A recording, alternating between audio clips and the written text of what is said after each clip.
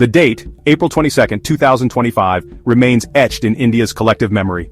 It was a day of profound sorrow and seething anger. In the serene valley of Pahalgam, Jammu and Kashmir, terror struck with brutal force.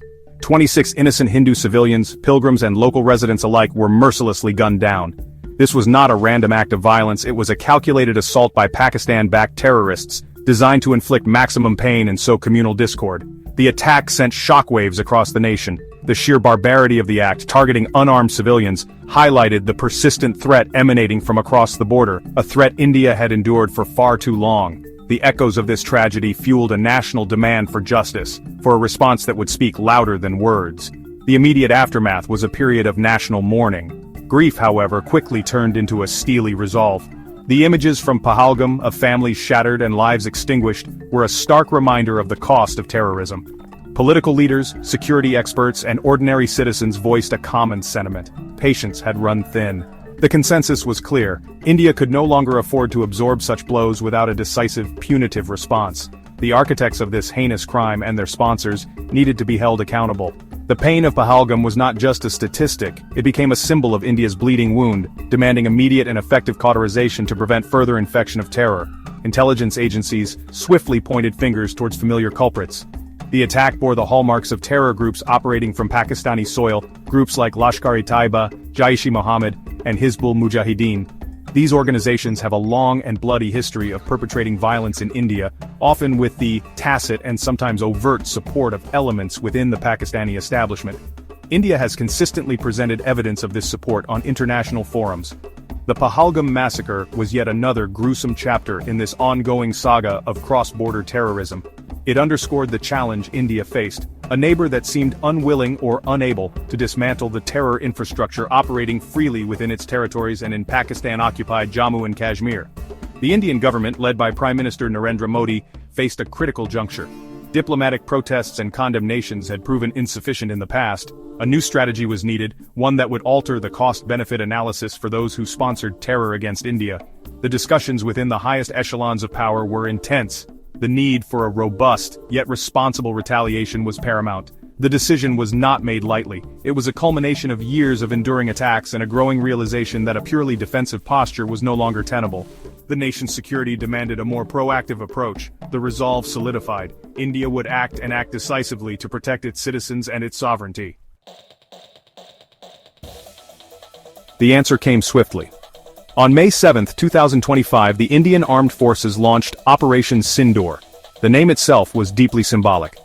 Sindoor, the vermilion mark worn by Hindu married women, signifies matrimony and the well-being of their spouses. In this context, it represented a solemn vow to avenge the lives lost, particularly the women widowed by the terrorists in Pahalgam. It was a message that India would not forget its fallen and would ensure that those responsible paid a heavy price.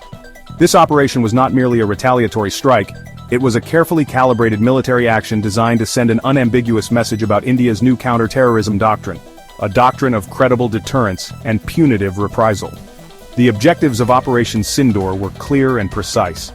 The primary goal was the neutralization of multiple terror launchpads located deep within hostile territory, specifically in Pakistan and Pakistan-occupied Jammu and Kashmir. Intelligence reports had confirmed that these launchpads were actively preparing for further attacks on Indian soil. The operation aimed to preempt these future threats by dismantling the infrastructure that supported them. It was not about escalation for its own sake, but about a focused effort to degrade the enemy's capacity to wage terror. The emphasis was on precision, ensuring that only legitimate terrorist targets were engaged, thereby minimizing any unintended consequences or collateral damage. Underpinning Operation Sindoor was a robust and meticulous intelligence-gathering effort. For weeks, Indian intelligence agencies had worked tirelessly, corroborating information, monitoring communication intercepts, and utilizing human intelligence networks. This painstaking work allowed for the precise identification and location of active terror camps, weapons depots, training facilities, and safehouses. The success of such a high-stakes operation hinged on the accuracy of this intelligence. It enabled the planners to draw up a detailed operational blueprint, selecting specific targets that would cripple the terror group's operational capabilities. This intelligence dominance was a critical force multiplier, ensuring the operation achieved its aims with surgical precision. Even before the first commandos were deployed, the strategic intent of Operation Sindoor was being communicated. This was a demonstration of India's evolving security posture, a shift from strategic restraint to proactive defense. The message was unequivocal. India would not hesitate to cross borders to protect its national interests and ensure the safety of its citizens. The era of absorbing terror attacks without a significant tangible response was over. This operation was a testament to India's political will and military capability to undertake complex missions in challenging environments. It signaled that the rules of engagement had changed, and India was prepared to impose prohibitive costs on sponsors of terror. The execution of Operation Sindoor was entrusted to India's most elite fighting units.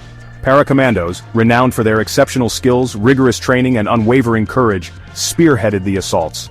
These special forces operatives are trained for covert operations, direct action, and hostage rescue, capable of operating deep behind enemy lines with precision and lethality. Their involvement underscored the critical nature of the mission and India's commitment to using its best assets to achieve its objectives. The para-commandos were the sharp tip of the spear, tasked with delivering a decisive blow to the terror infrastructure that threatened India's peace and security. Their professionalism ensured the mission was executed flawlessly. This was modern warfare at its finest, characterized by the seamless integration of advanced technology. Precision-guided missiles were employed to strike hardened targets with pinpoint accuracy, minimizing the risk of collateral damage. Sophisticated drones played a multifaceted role, providing real-time intelligence, surveillance, and reconnaissance (ISR) capabilities, while also being used for targeted strikes where appropriate. Satellite support offered crucial imagery and communication links, enabling commanders to monitor the operation's progress and make informed decisions. This technological superiority allowed Indian forces to dominate the battle space, ensuring that the targets were effectively neutralized with minimal risk to the attacking forces and non-combatants. The operation meticulously targeted 9 major terror launchpads. These facilities were directly linked to notorious terrorist organizations, including Lashkar-e-Taiba, Jaish-e-Mohammed, and Hizbul Mujahideen groups with a long history of orchestrating attacks against India. The destroyed infrastructure included not just temporary shelters, but also significant assets like weapons depots, where arms and ammunition were stored, training camps, where new recruits were indoctrinated and taught combat skills, and safehouses used by terrorist leaders and operatives to plan and coordinate their nefarious activities. The destruction of these facilities represented a significant setback for these terror groups, disrupting their operational cycles and degrading their ability to launch future attacks. The strikes were conducted with remarkable speed and coordination, deep inside territory traditionally considered safe havens for terrorists. A core principle guiding the execution was the imperative to avoid civilian casualties. Indian forces adhered strictly to this principle, a testament to their professionalism and the ethical considerations underpinning the operation. The focus was solely on dismantling the machinery of terror. The success in neutralizing dozens of terrorists and destroying key infrastructure without causing harm to non-combatants highlighted the surgical nature of the operation. It was a demonstration of India's capability to conduct complex military actions responsibly, even in a highly charged environment. The immediate outcomes of Operation Sindoor were a resounding success for India. Dozens of terrorists who were in the process of being primed for attacks against India were eliminated. Crucially, Indian authorities reported 0 civilian casualties on the other side, a direct result of the precision targeting and careful planning. Furthermore, India suffered no losses on its side, showcasing the operational superiority and meticulous execution by the Indian armed forces. This clean operational record significantly strengthened India's narrative that this was a legitimate counter-terrorism strike, not an act of aggression against the civilian population or the state apparatus of Pakistan, though the targets lay within its controlled territories. Predictably, Pakistan initially attempted to deny the extent of the damage, and even tried to portray the preceding Pahalgam attack as a false flag operation orchestrated by India itself. Following Operation Sindoor, Pakistan violated the existing ceasefire on the line of control and mounted several cross-border attacks. Its military launched unsuccessful aerial attacks and attempted to target Indian locations including Amritsar and a Gurdwara in Poonch, using drones and other munitions. These attempts were robustly repulsed by Indian forces. In a swift and decisive response to Pakistan's failed military aggression on May 8, 9th and 10th, India successfully targeted and destroyed 11 Pakistani air bases, further establishing its military dominance and resolve. India simultaneously launched a comprehensive diplomatic offensive to apprise the international community of the circumstances necessitating Operation Sindoor. Foreign Minister S. Jaishankar clarified that Pakistan was informed 30 minutes after the strikes had commenced, debunking any claims of prior intimation that might suggest collusion. The operation was consistently described by India as focused, measured, and non-escalatory. Prime Minister Narendra Modi prominently spoke about the operation, emphasizing India's transformed approach towards terrorism, a shift from passive endurance to proactive self-defense. 7 bipartisan parliamentary delegations were dispatched globally to articulate India's position and present evidence of Pakistan's complicity in sponsoring terror. This concerted effort ensured that, barring a few exceptions, there was no significant international criticism of India's actions.